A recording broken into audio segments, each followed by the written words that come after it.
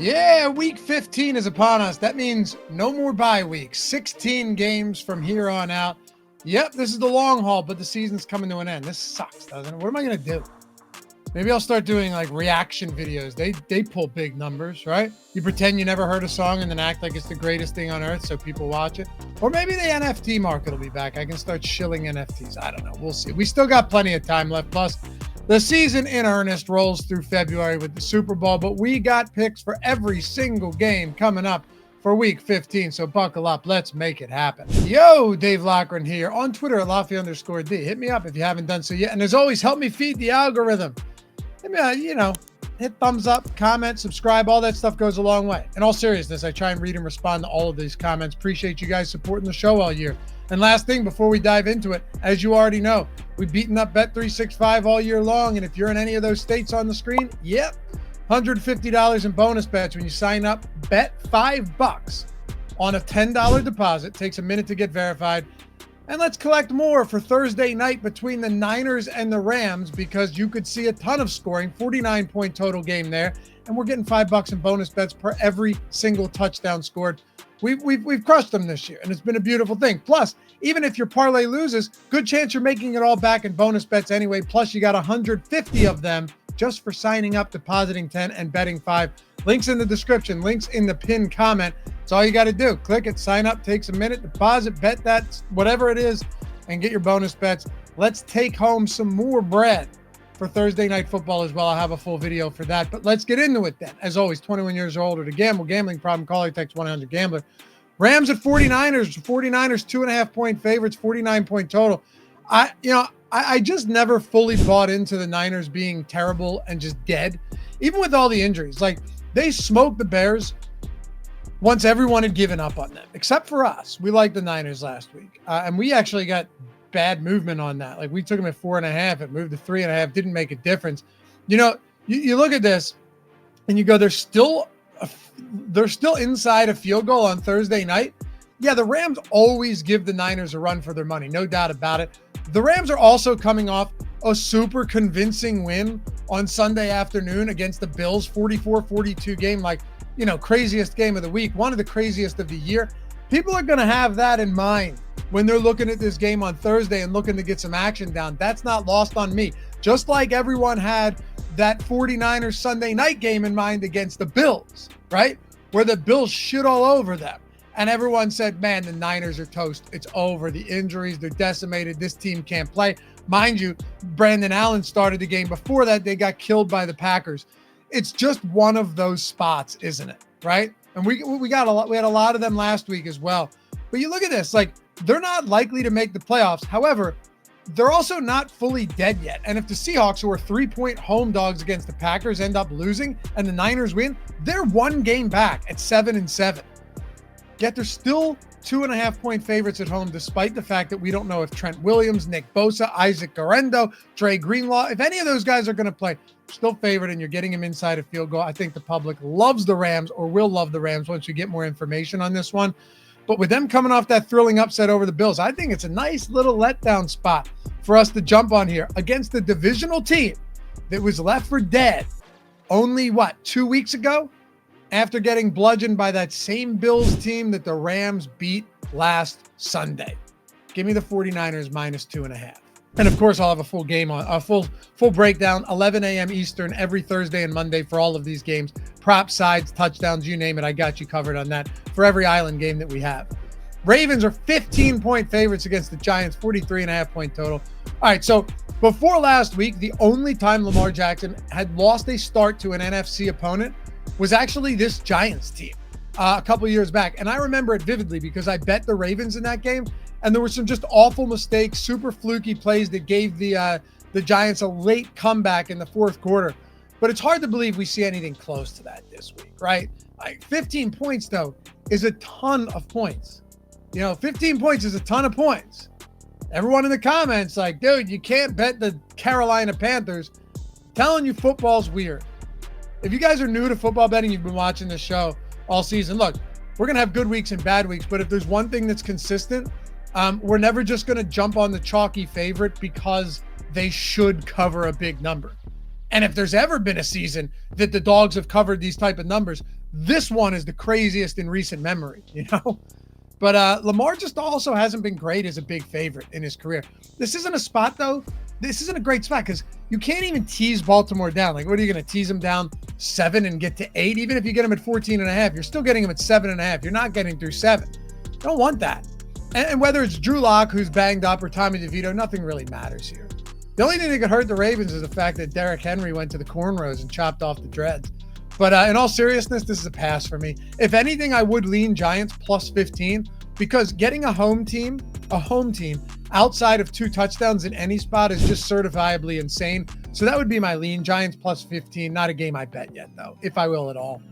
Commanders 7.5-point favorites. By the way, we're going to get to some really good games in a moment, but we're going to run through all of them like we do on the show every week. 7.5 points against the Saints in New Orleans, 43-point total. I don't want to lay more than a touchdown on the Commanders on the road. See, there's another one of those spots where it's like, and by the way, they could just come out there and rout them, sure. But where it's like, hey, no, how can you not bet the Commanders this week? It's Jake Haener probably, or Spencer Rattler at quarterback with Derek Carr out. Yeah, I get all of that. Like, Derek Carr's out, the Saints are depleted, but Darren Rizzi is coaching for his career, right? Like, you're talking about an interim special teams coach taking over, and they've played pretty good football under him. And this team hasn't given up on him yet or on the team. It doesn't mean I like the Saints here for what it's worth. It just means I have no interest in laying 7.5 on the Commanders.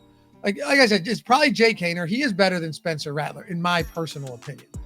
I don't know if that matters, but it's not about any of that. And you could argue that Washington coming off a bye is just like a great spot to bet. Sure, but also you are not betting Washington to win. Like, if you're betting the Washington money line, go for it. I don't know why you would, but you're betting the number, right? Like, you're always, whenever you talk about these games, you still have to clear the number. You still have to clear 7.5. They're more than touchdown favorites on the road against the Saints team that hasn't actually just been laying down lately either. So it's just not the number that I want. If this was 6.5, you could twist my arm for sure. But right now, lean Saints plus 7.5. Let's get to some good games. Dolphins at the Texans. Texans 3-point favorites, 47.5-point total. So how about this? Dolphins are averaging 28 points per game in 7 games since Tua Tagovailoa returned to the lineup. They're 5-1-1 to the over in those games.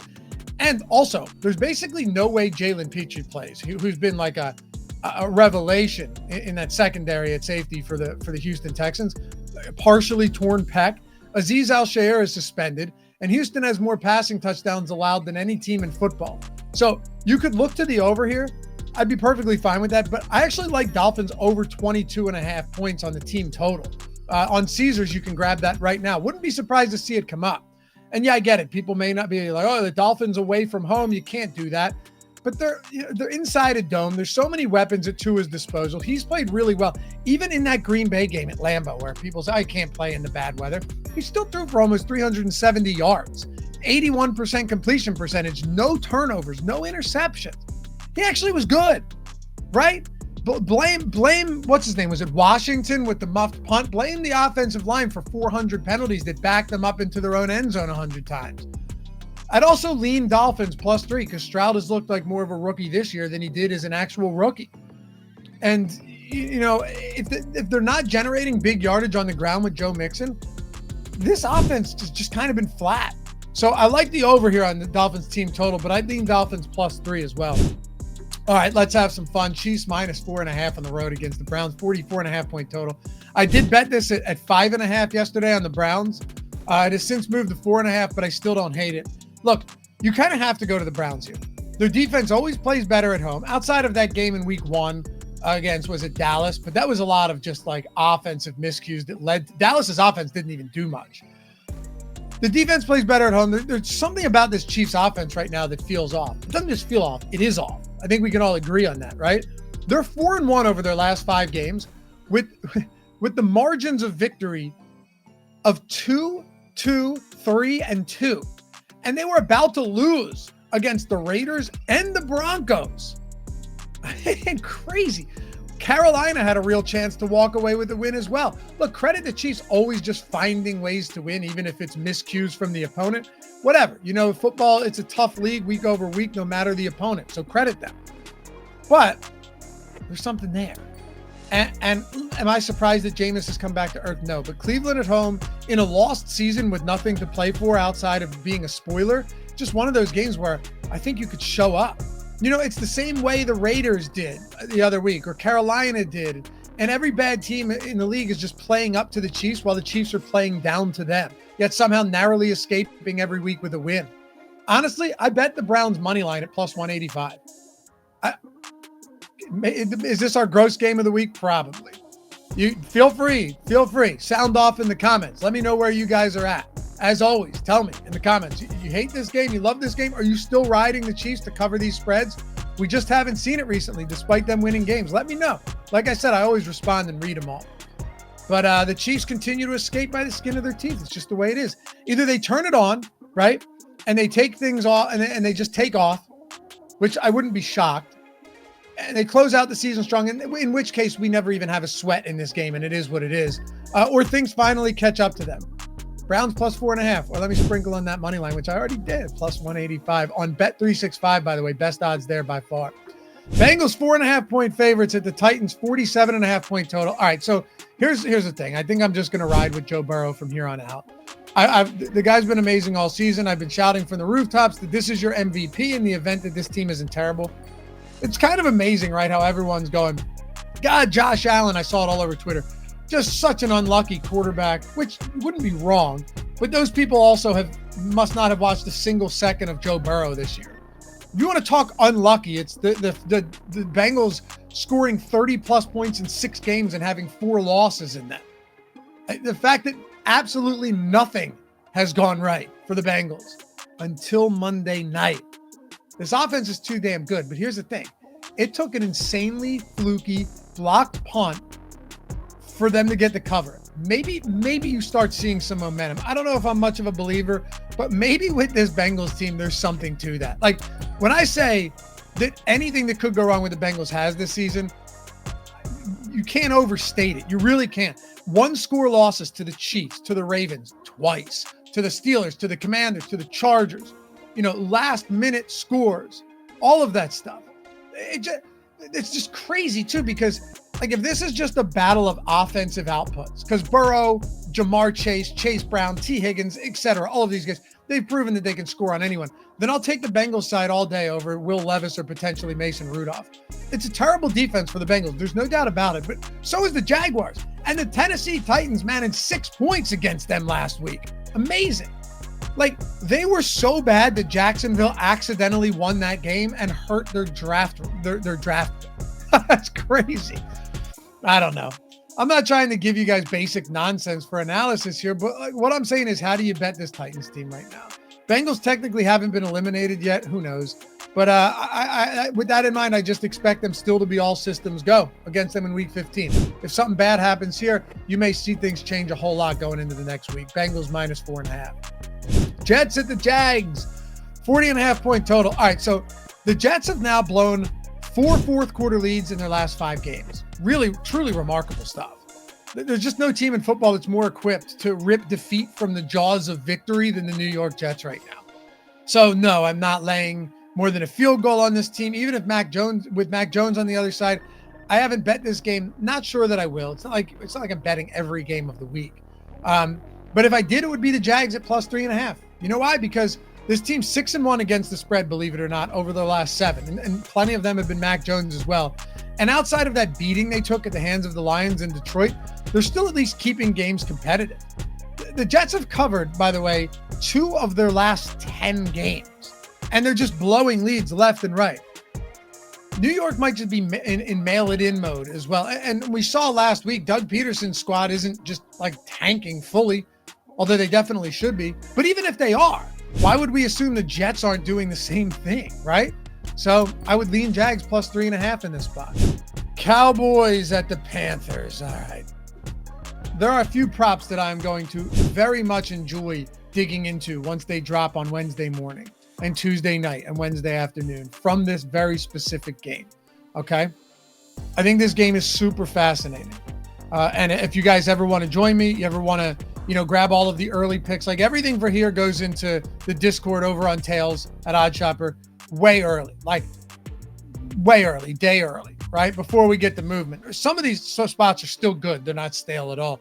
But like everything and anything that never pops up on YouTube, because I can't do 100 videos and I can't do a video for every play I'm making, all of that goes over there on Tails. Awesome community. Plus, a lot of guys that just love, and girls that just love sweating bets as much as you and I do, right? And bouncing ideas off of each other and throwing their plays and stuff in there. It's not just me, but it's a collective group of people that love doing this. And we've had an awesome season. If you want to join, if you ever want to jump in, even test the waters out, 50% off your first week or month with NFL 24 as the promo. Links in the description and pinned comment as well. Just do this. Use NFL 24 at checkout, okay? All one word. That gets your first week for less than $5. Get your first month for less than $15. So even if you hate it, you go, you know what? I've spent $5 or $15 on worse things in my day, especially with the holiday seasons coming around. Treat yourself. Come say what's up in the Discord, jump in, and let's have ourselves a hell of a week 15. And I think we're going to be focused on this game a lot. Anyway, link is down there, NFL 24 for 50% off the first week or month. But Cowboys and Panthers is a fascinating game. The Panthers right now are 2.5-point favorites, okay? 43.5-point total. So hear me out on this one.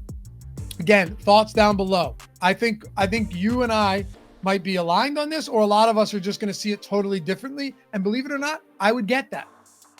But remember last week when I said the Eagles-Panthers matchup was like the most trappiest of trap games ever, right? It all made a lot of sense, to at least I tried to lay it out in the way that did. Panthers are playing up to their competition. The Eagles are coming off a highly impressive and also highly recognized win, which I thought was important against the Ravens, who never lose to NFC teams. And then, you know, they have that game against the Steelers in week 15. So that Panthers game was bookended by a huge win and then a huge game coming up in week 15. And the public, you knew, I said this, weighed on this game. Not that it would have mattered, but the public was going to push this upwards of 14, and they did. I saw 14.5 in some spots. And all the stars aligned for us there. And Panthers almost won. I think this is one of those games where the public's going to like the Panthers. Narrow losses to the Chiefs. They took the Bucs to overtime. They were a Xavier Legette drop away from taking the lead against Philly with less than a minute to go. Bryce Young's finally developing into a decent football player, et cetera, right? And then the Cowboys are coming off a loss in primetime on Monday night, which, for what it's worth, could have gone the entirely different direction had that blocked punt not crossed the line of scrimmage. What a strange play, but we got lucky. We will take it. Sometimes it's better lucky than good when it comes to betting on football or anything. I love Chuba Hubbard and Adam Thielen in this spot from a DFS perspective. I think from a betting perspective, we're going to be digging into a lot here. Same with Rico Dowdle. CeeDee Lamb's the best player on this field, though, and Cooper Rush has done enough. I'm waiting now because I think this could move to 3. And if it does, I'm going to grab Dallas here because I think you're starting to see a little overshift to this Carolina team to the point where they might be 3-point field goal favorites, even against the not great Dallas team. I know Overshawn is going to be out and they have injuries, but that pass rush, man, that pass rush is a difference maker. And I would like to not take Carolina as a favorite. Let's see how this moves. Right now, I'm leaning Dallas 2.5, but I'd like to see if it moves to 3. I wouldn't be surprised if it does. And if so, I would really like that spot. All right, Steelers at the Eagles. What a game. I want to say this is the game of the week, but there's actually one that is better. Anyway, Eagles are 5.5-point favorites, 43-point total.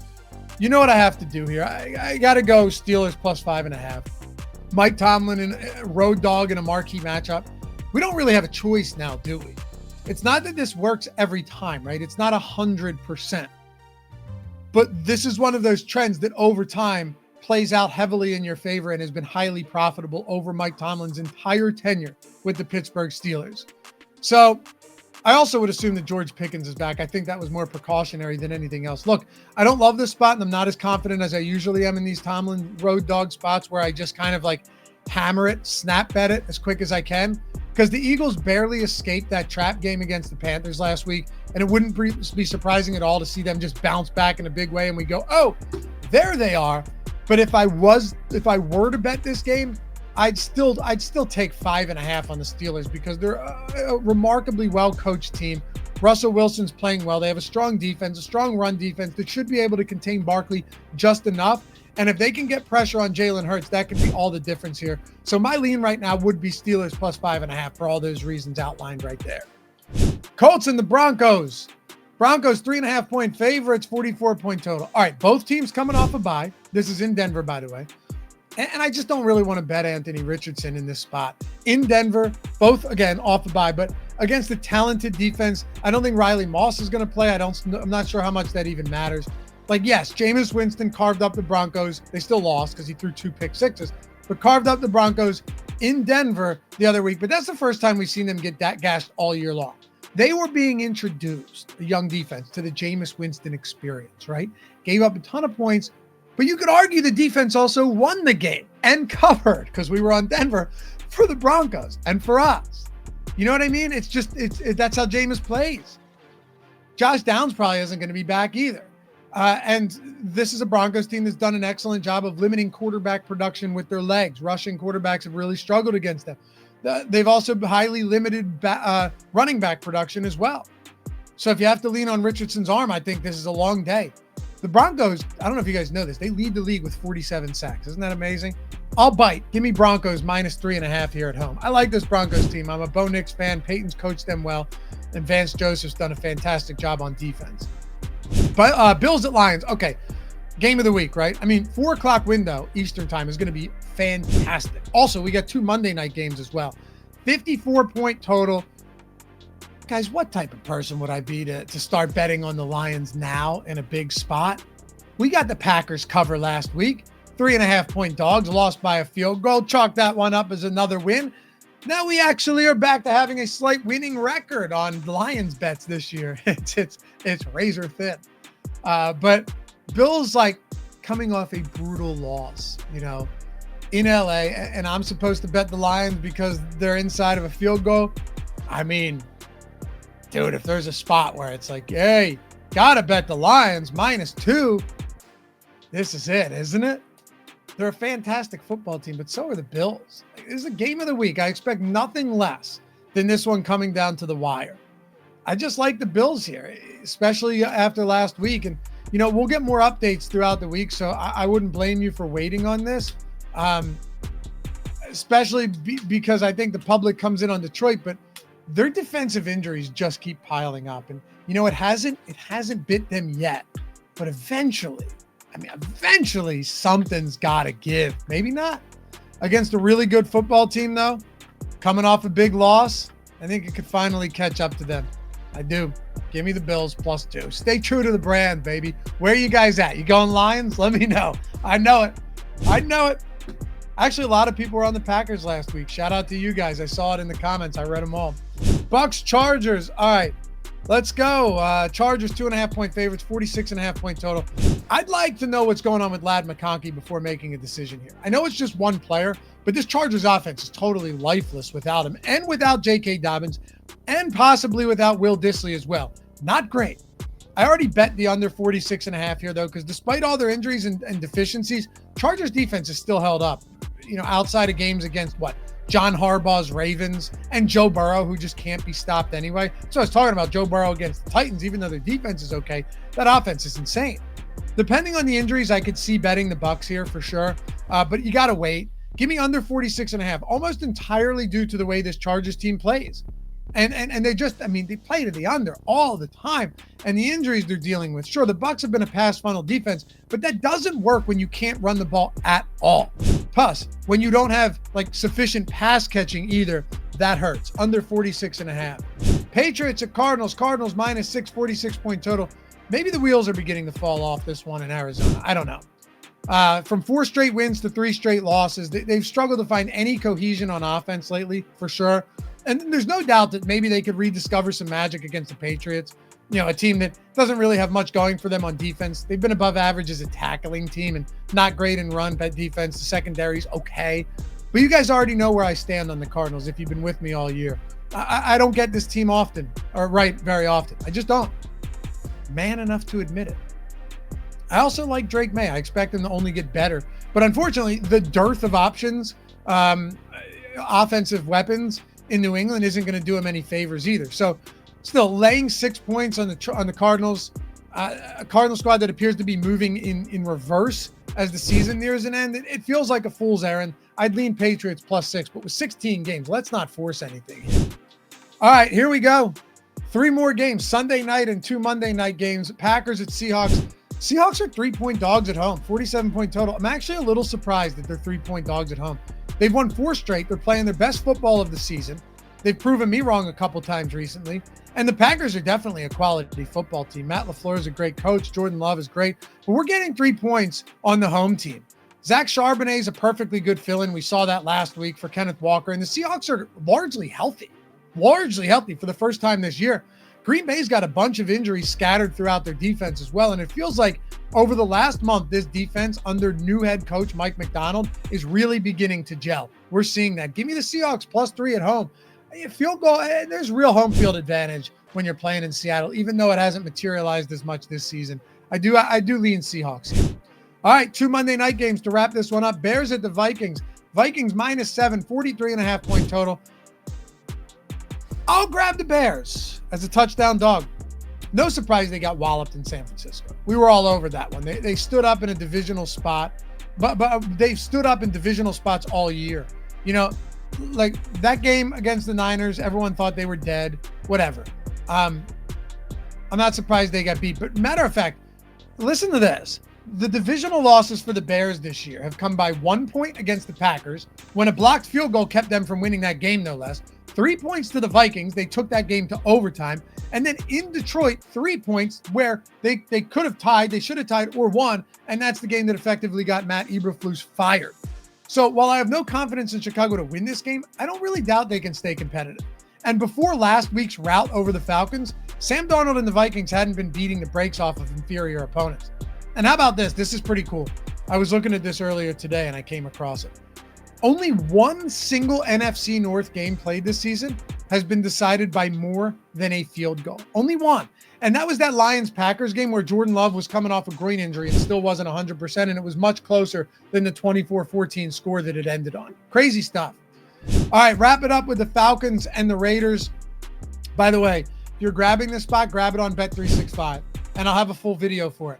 But there's other spots out there where this is moving down. I want the biggest number I can get. And as always, like I said, link for Bet365 in the description in the pinned comment. If you somehow missed the beginning of the video, get 150 in bonus bets if you're in any of the states you saw.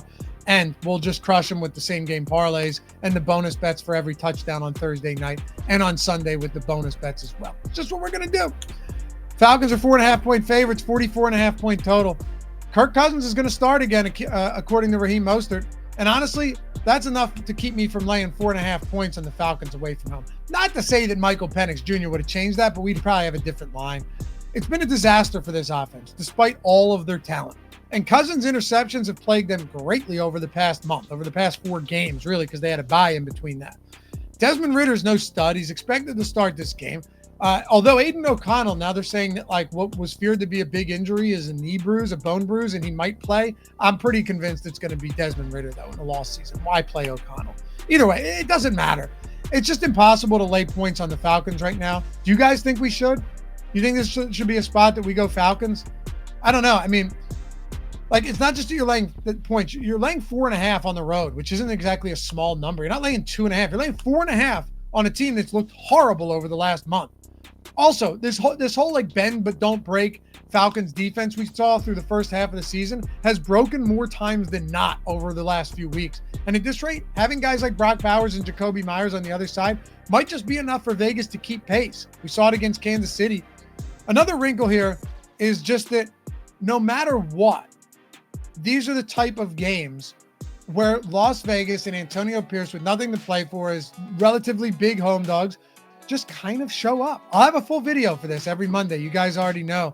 But either way, it's just impossible that Cousins is a guy you want to bet on right now. And this might be the last game he starts for the Falcons this season or ever. Either way, I'm not betting him in a somewhat favorable or sizable road favorite. Give me the Raiders +4.5.